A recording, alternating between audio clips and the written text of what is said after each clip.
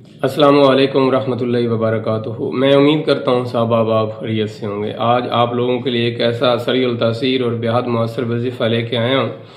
آپ نے سورہ یاسین کی یہ چھوٹی سی آیات مبارکہ کو آپ نے 41 دفعہ پڑھنا ہے۔ سلام قولا من رب رحیم، دل کے اوپر ہاتھ رکھ کے پڑھنا ہے انشاءاللہ العزیز۔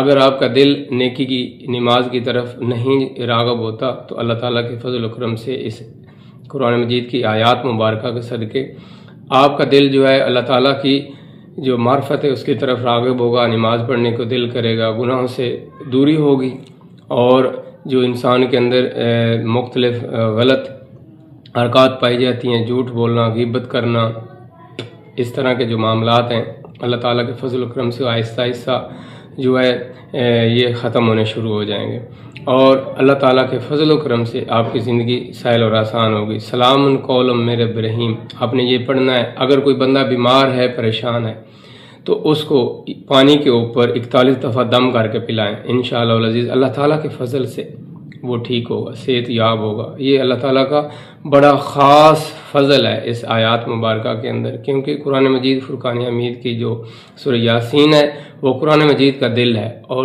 سورہ یاسین کا دل جو ہے وہ سلام قولا من رب رحیم ہے، بڑی بہترین ہے، بے حد مؤثر ہے، اور اس کی جو روحانیت ہے وہ بڑی شفیق اور مہربان ہے، بندے کے ساتھ مسخر و منسوب ہو جاتی ہے۔